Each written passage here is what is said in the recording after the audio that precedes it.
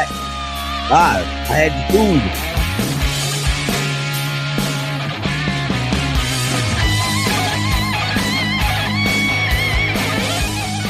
Play. Mike getting his groove over there, man. Welcome back to the second segment of the Brothers of Baseball show. We are live, loud, and we are colorful because that is just what we do. Thank you guys for out there for checking us out on Facebook, through my page, through the ShakeBack Media Group's page, as well as the BGC Sports Network's page, LinkedIn, YouTube, Instagram TV, and of course,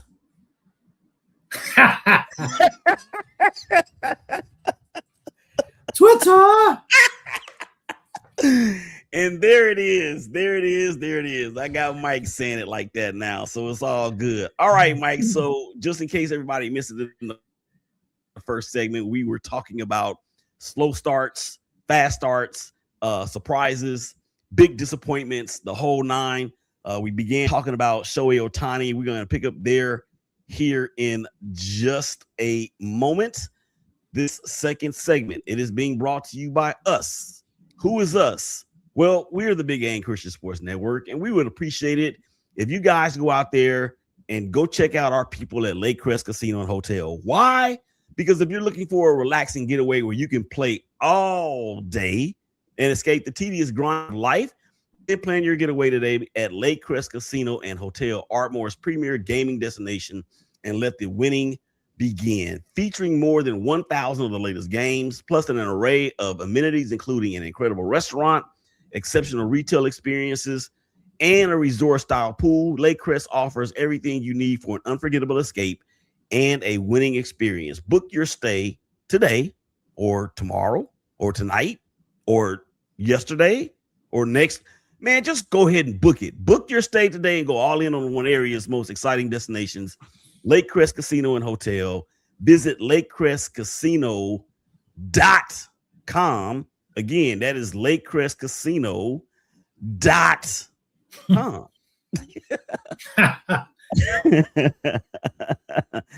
All right, Mike. So let's get back to it, man. We were talking about, of course, Shohei Ohtani, and you posed the question that I do believe is a story in itself, and we've never seen it before. But how cool would it be if we saw Shohei Ohtani win the NL Cy Young Award and the National League MVP? So expound on what we were discussing there at the end of the first segment about this particular thing that very well could happen. That would be amazing. History in the making. All it's ever happened. I mean, well, then again, you don't have many power hitters that can pitch too. So, I mean, go back to the days of Babe Ruth. Mm-hmm. But here's the thing, though, and the biggest question is he going to be able to stay healthy? That's the biggest question, because we've already seen this dude do magnificent things with the bat. We've seen him do magnificent things on the base path. So why not? I mean, he's shown us a whole bunch of other stuff that we've never seen before. Why not this? Right. I mean, he's a year removed from that shoulder injury. Mm-hmm. Yes, sir. This is very true. I just think that, and a part of me as a fan is wanting to see it happen simply because we've never seen it happen before. Right. But a part of me, hold on. A part of me, I heard myself talking twice. A part of me wants to see it happen because we've never seen it before. But the part of me that doesn't want to see it happen is the fan or a fan of another squad that actually hates that team to the hilt.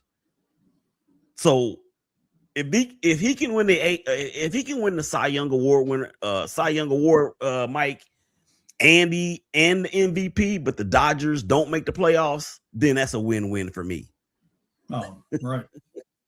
Yeah, but I think it's baseball history that's it's never been accomplished, and especially guys our age, I mean, being in our mid 50s, watching baseball since we were, real little.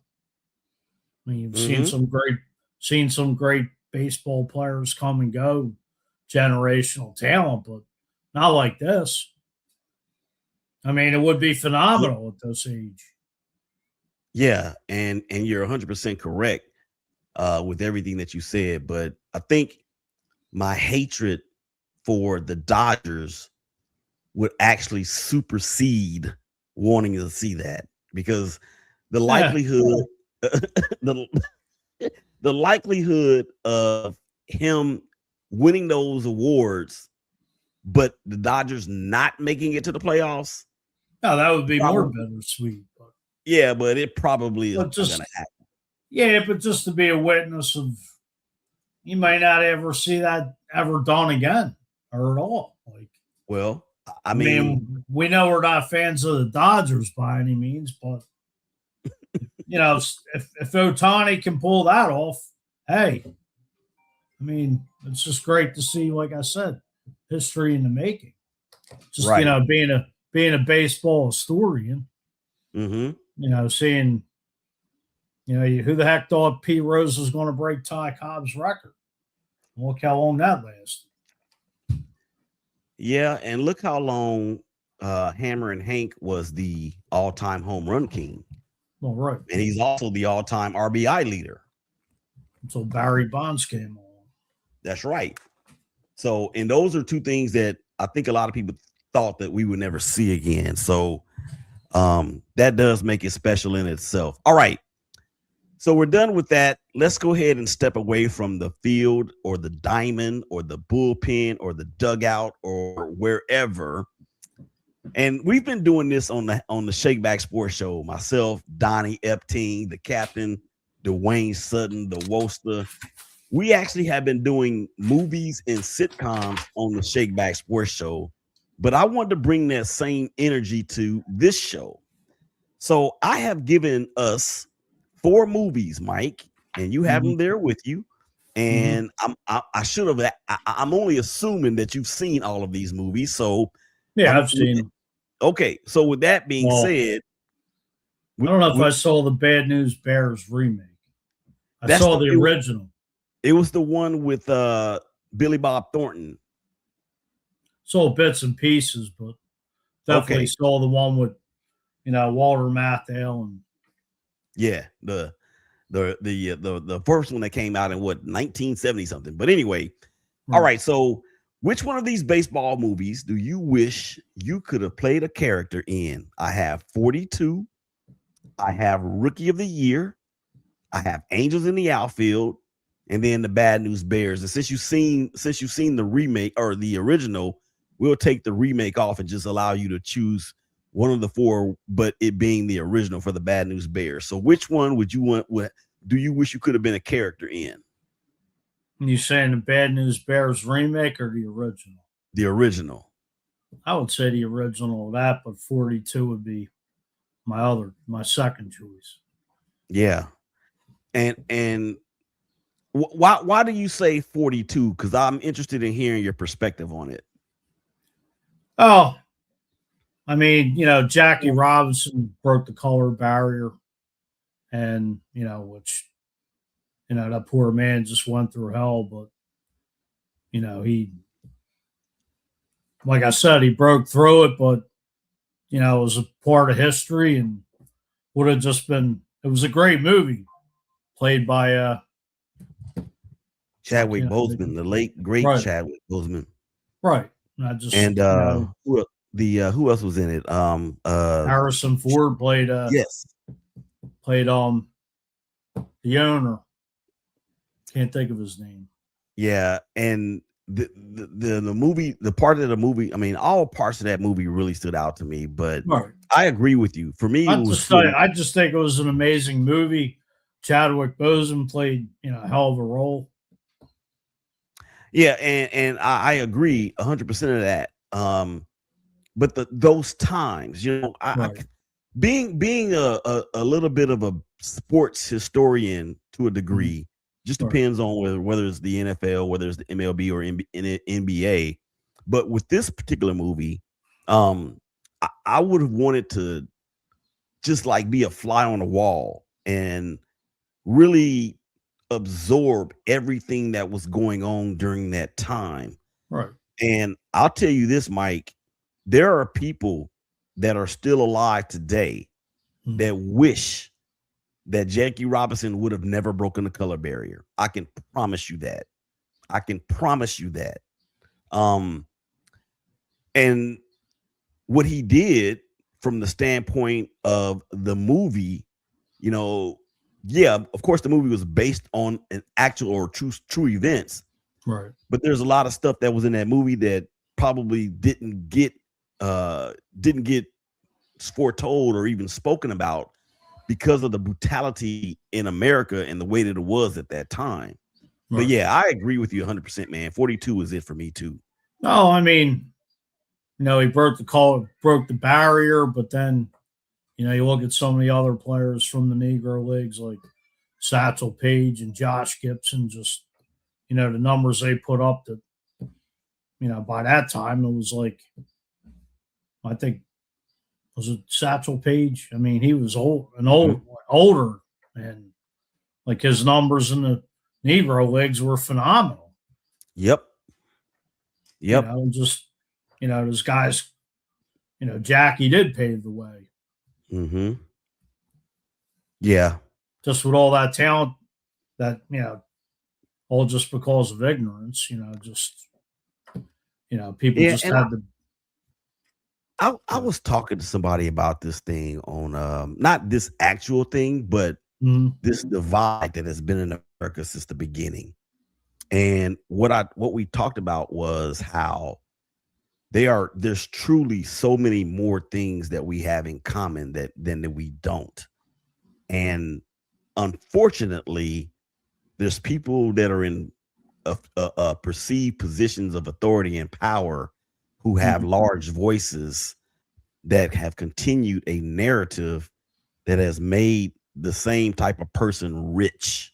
And I mean politicians. And I don't care if you're black or you're white. I don't care if you're a Republican or if you're a Democrat.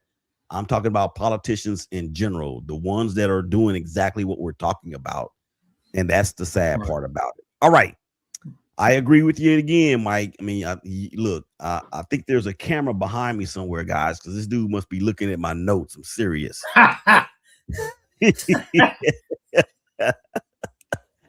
All right, so let's go. Man, you're killing me. You're killing me tonight. Let's go from the sublime to the ridiculous, and we're gonna talk about our squads. And you have a little bit of better feeling of joy or at least some sort of happiness than I do at this point, because even though the Phillies, as we talked about earlier in the show, dropped 2 out of 3 to the Rangers at home, well, came back and in the middle of the week took 2 out of 3 from the Orioles down there in Baltimore. So on the whole scale, Mike, describe how you are picturing your squad at this point, especially from the offensive standpoint, where you talked about the big three, and I know you want to get on that, so go ahead. Well, I mean, just the money these guys are making. All right, Schwarber's 2 home runs in, I think, but hate to say it, but this team's just winning games like, living and dying by the long ball, But besides that, I mean, you do have, all right, Andrew Painter pitched last night, went 5 1/3 with 8 strikeouts, finally making his major league debut after, he was like 19 to fill. To me, I believe the Phillies pushed him along. He was 19. I just think they pushed him, but he's finally coming around. Another bright spot has been Justin Crawford, just playing heads up baseball. And, he was benched last night or Monday night after having like 3 or 4 hits already for the season. And another blunder by Rob Thompson. Like, why are you taking a guy that's like one of your bright spots hitting the ball and benching them. I mean, it's like Joel Embiid being benched for not even being injured, just giving the guy the night off. Not to compare basketball to baseball, but like why would you take a guy that is hit, just killing the ball and benching him? It doesn't make no sense. Well, I don't know, but yeah, I I know. don't know. I'm like you. I'm old school. I know Thompson. And that reminds me of something that happened. I can't remember who it was. Oh my gosh, it may have been one of the Milwaukee Brewers pitchers. In a debut, I think it was his debut. Or no, it may have been. Oh no, it was Seattle. Seattle versus Cleveland. Seattle ended up winning the game. I think that game was on Monday. They wound up winning the game, but their pitcher that started the game had a no through like the first 5.5 innings, and then they took him out. And I was like, why? Why are we doing that? Let this dude chase history. I don't understand why these managers are doing this. I don't know, man. They were up comfortably in the game. I mean, let's at least let the dude get hit off of before you yank him out the game. I mean, that's just my thought about that. Well, you're right. Not to like get into the condition of these athletes. I mean, you had guys like Nolan Ryan and Steve Carlton and Bob Gibson back in the day going throwing 100 and some pitches every game. And like last night, Painter went 84 pitches, and then the bullpen came in and almost blew it. But I don't understand. They say these athletes today are better or more conditioned, but I don't think so. It's like you just keep like bubble wrap on them. It's a joke. I'm starting to think the same thing. Well, I mean, come on, 5 innings. Some pitchers used to go 6, 7 innings. Yeah. Then you would go to your bullpen. Yeah, and that reminds me, since we're some historians to a degree, that reminds me of the time when the Yankees in their heyday in the late 90s into the early 2000s, when they had their number one starter, whether it was Clemens, whether it was Clemens or Pettit or whoever. So they would allow them to go, you know what I'm saying, 8, 7, 8 strong. And then they would bring in Mariano closer of all time. No, this was before he became the closer. They would bring in Mariano Rivera for an inning, and then John Wetton would come in and he would come in and shut it down. Right. And I think that's part of the problem, with all of that. But anyway, so we're gonna go from a different era. And again, how is it that if these athletes are better conditioned, there's more technology out there that can assist them with recovery time? Right. How is it that they can't do those things today? But anyway, I'm getting off of a tangent right now. Exactly. I could talk about that. Oh my gosh, we are way over time, as a matter of fact. Okay, ladies and gentlemen, that's what happens when you go down a rabbit hole. All right, ladies and gentlemen, come on back to the other side of the break. We're going to mute our mics and turn off our cams, and we're going to get into the Oakland A's, Sacramento A's, Los Angeles A's, whoever they are these days. Big day. Mike, Willie, #Brothers Baseball Show. Y'all come back and holler at us.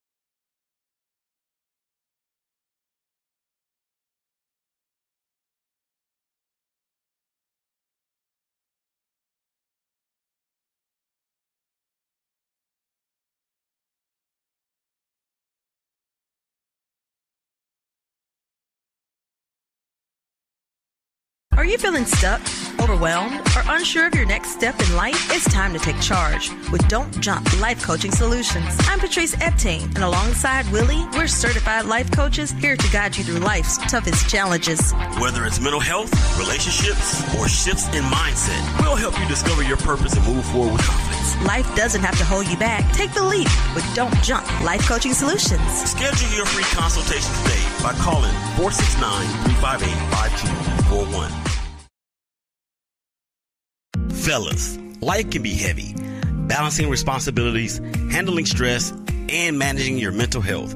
It's not easy, but you don't have to carry it all alone. At Don't Jump Life Coach Solutions, we understand the unique challenges men face. I am Willie Epting Jr., a certified life coach, and I'm here to help you navigate life's pressures, build resilience, and regain control of your mental health. Take that first step forward to a stronger, healthier you.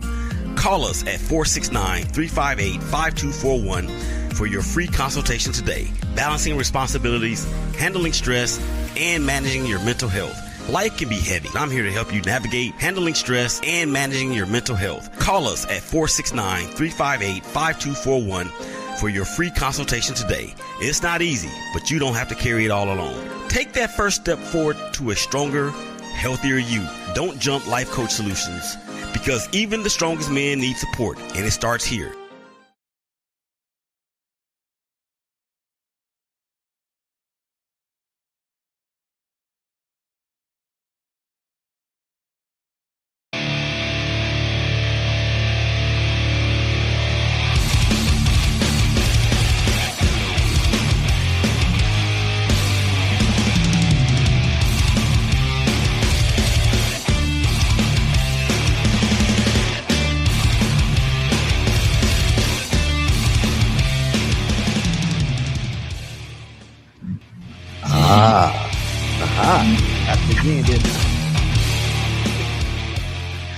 Welcome back to the hashtag Brothers of Baseball show, BGC Sports Network. I am on the mound. Mike is behind the plate, and we are rolling through yet another new episode talking about the game that we love so very much, and that is, of course, Major League Baseball.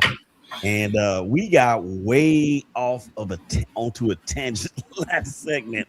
So we're going to try to figure out how we're going to put the rails back on this train. And we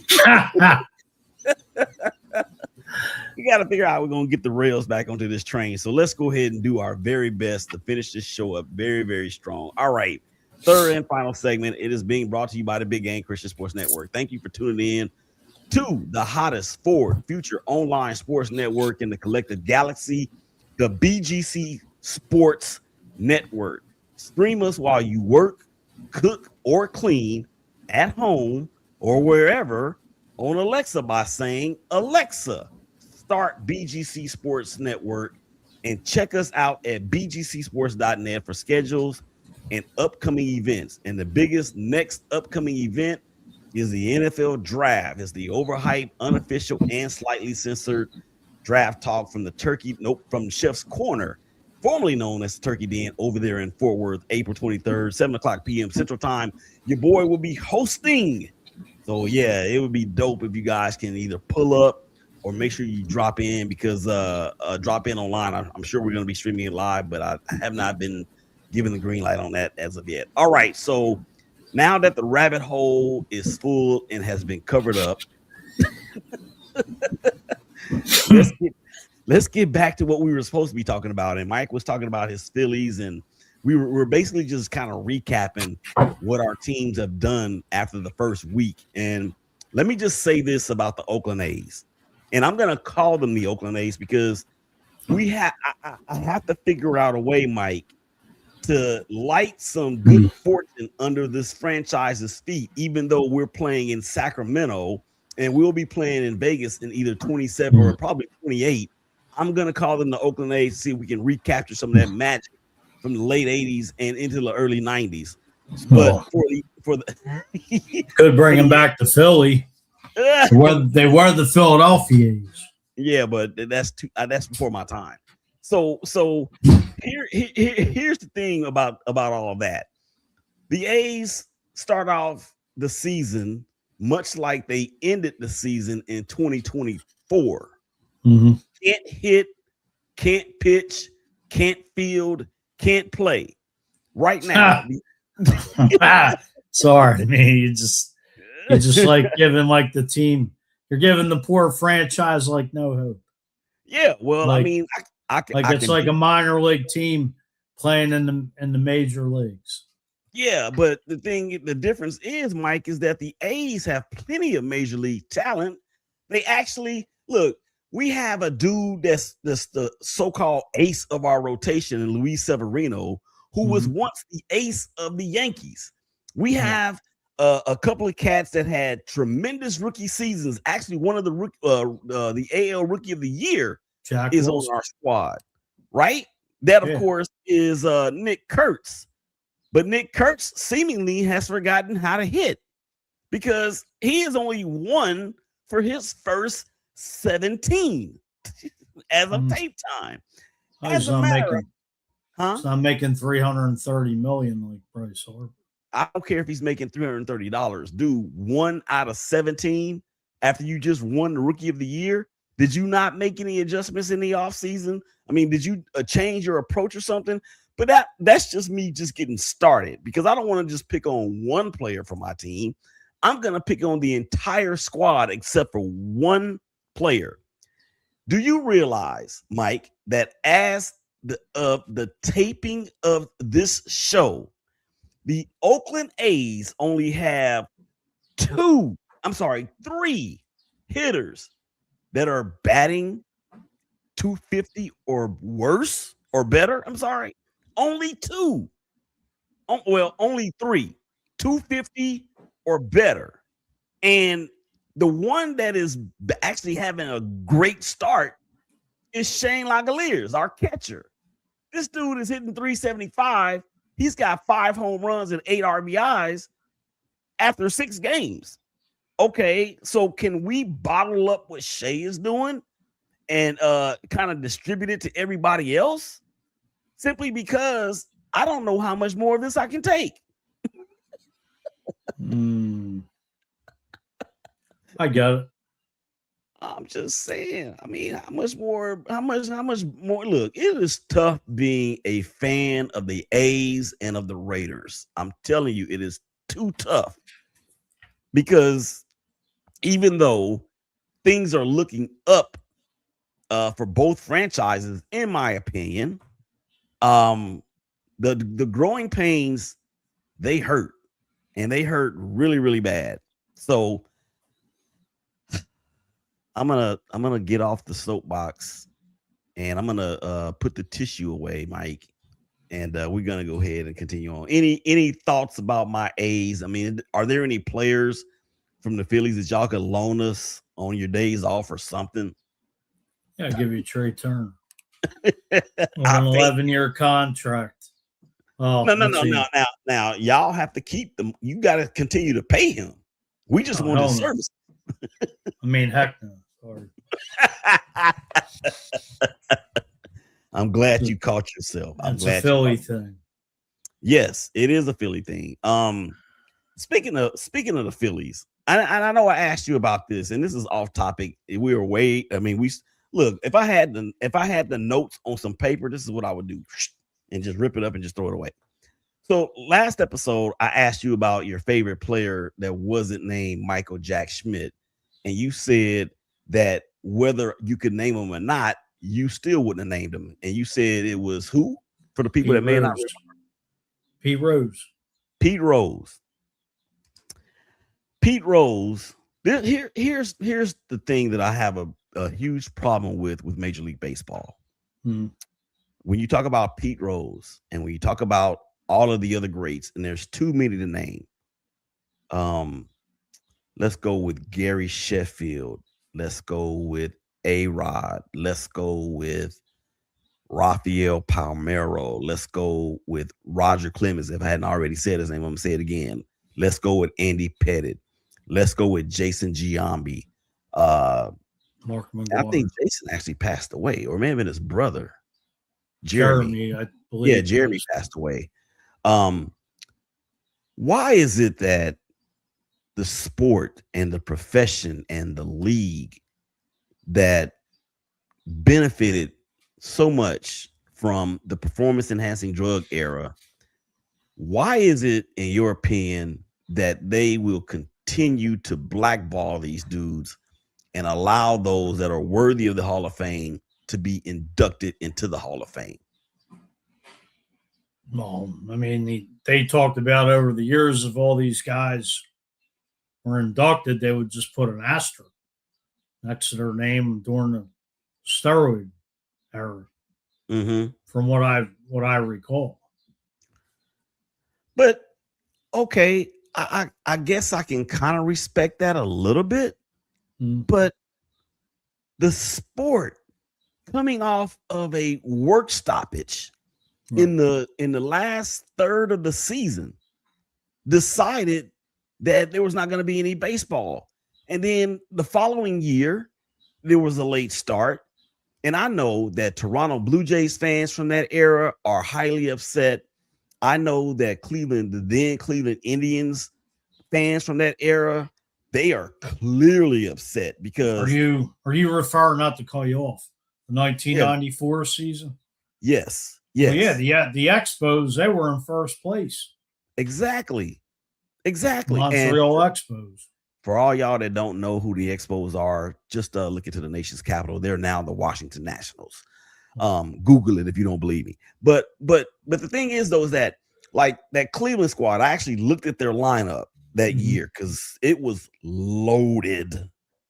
Jim Thome, Manny Ramirez, Albert Bell. I mean, that lineup was Roberto Alomar. That lineup was completely stacked. And the Blue Jays had a great team as well. And there was a lot of talk that the Blue Jays were going to possibly repeat. And then that's when the Indians fans was like, hold up, we got something to say about that. So while I get what you're saying about the asterisk, the bottom line is that we cannot talk about the history of the sport of Major League Baseball without these players. And also, we cannot talk about the history of the sport because of the era that they allowed to flourish. So to me, putting an asterisk, if you're going to put an asterisk by it, then you need to put an asterisk by the entire around the entire era, them 4 or 5 years or whatever it was. That's just my opinion. Well, it's a great analogy because, you know, to me, it's like baseball's, I don't know, you go back to the Black Sox scandal where they threw the World Series in like 100 years ago. And yeah, it's crazy. I mean, to me, it's just it's like baseball's always had the something going on. I mean, you go back to like the cocaine ring back in like the early 80s. Some of the players tested positive for cocaine back in that era. Yeah, because with the performance enhancing drug stuff, obviously we know that Major League Baseball was not testing for it. Well, I mean, Selig knew what was going on with McGuire and Sosa, but he turned a blind eye to it because it brought people back and put people in the seats. Exactly. And remember when they were making commercials with pitchers digging in the long ball, with bats talking about what they're hitting home runs. That was Tom Glavine and Greg Maddux. Right. And now pitchers don't even hit anymore. I mean, where have we come from, but where are we going? All right. I want to ask you about ABS, and I don't mean the end-of-like brake system. I'm talking about That's all. It's just I'm talking about the automatic balls and strikes. So after 6 games, and I don't want to get into whether or not our teams have benefited from it or if they've been screwed by it. I just want to know from you as a historian and as a purist for this sport, how do you like this new rule? I think I'm still feeling it out. And I think a lot of people are that way. I think for the casual baseball fan, they may think that it slows the game down more again, so they may not want to watch it as much. Right. But at the same time, I think the technology, once they have it harnessed in a way that will not necessarily interrupt the flow of the game, then I think it's good. I think it is great for the sport. And I can even go as far as to say that it's been needed for a long time, because a lot of umpires that were umpiring for as long as they did would not have had those jobs for as long as they did, in my opinion. I mean, who knows? Right. So that's the thing there. And speaking of people that are casual fans or not even fans at all, that will say baseball is boring. Let me hit you on something real quick. We got about a minute left to go in the show. Let me hit you on something real quick. That San Francisco Giants New York Yankees game, when they were the long-standing game on what was it, on Netflix, right? Netflix last Wednesday. Yeah, that game drew more viewers than the best game the NBA had to offer on that same night. Oh, I believe it. Yeah, but there's a lot of people that don't believe it. And to be honest with you, when I first heard that, I was like, really? But I think coming off the WBC, I think, brought a lot of baseball fans back, because, the way they talked about the WBC ratings. Yeah. And the WBC, I mean, we've talked about that already. And again, congratulations to the country of Venezuela for beating the U.S. in the final. You had to know that it was personal.